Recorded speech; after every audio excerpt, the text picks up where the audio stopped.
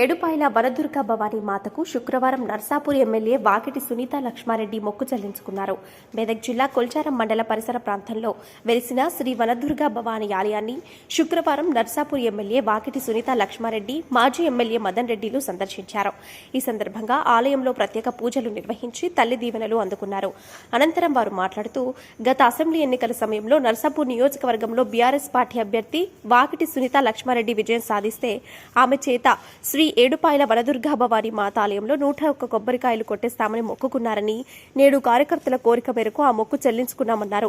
నియోజకవర్గంలో ప్రజలకు సేవ చేసి అభివృద్ధి సాధించే దిశగా ముందుకు సాగడానికి శక్తినివ్వాలని తల్లిని వేడుకుంటున్నట్లు తెలియజేశారు. తల్లి దీవెనలతో ప్రజలంతా సుఖ సంతోషాలతో పసిడి పంటలతో తులతూగాలని కోరారు. సునీత లక్ష్మారెడ్డి మాట్లాడుతూ, తన గెలుపుకు సహకరించిన మాజీ ఎమ్మెల్యే మదన్ రెడ్డికి, కొల్చారం మండల నాయకులకు ప్రత్యేక కృతజ్ఞతలు తెలియజేశారు. కార్యక్రమంలో జెడ్పీటీసీ ముత్యం, మేఘమాల, ఎంపీపీ కోరబోయిన మంజుల, బీఆర్ఎస్ నాయకులు ముత్యం, సంతోష్ కుమార్, కాశీనాథ్, చిట్యాల యాదయ్య, కొమ్ముల యాదగౌడ్, ముత్యం ప్రవీణ్ కుమార్, పాండుర వెంకటేశం, ఆయా ఆ గ్రామాల సర్పంచులు, ఎంపీటీసీలు, నాయకులు, కార్యకర్తలు పాల్గొన్నారు. ఎమ్మెల్యేగా గెలిపిస్తే అమ్మకు మొక్కులు తీర్చుకుంటామని చెప్పేసి ఇక్కడ ఇలా నాయకులు, కార్యకర్తలందరూ కూడా మొక్కడం జరిగింది.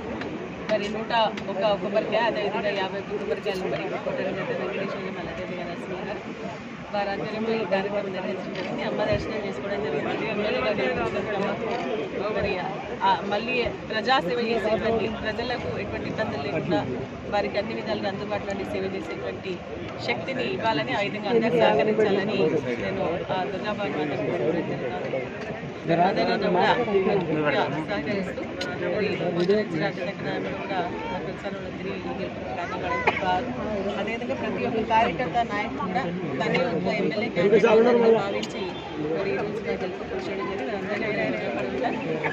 అందరం కలిసి ప్రజా సమస్యలు తీర్చడానికి ముందుంటామని చెప్పేసి అటువంటి శక్తిని ఇవ్వాలని చెప్పేసి నేను ప్రార్థిస్తున్నాను.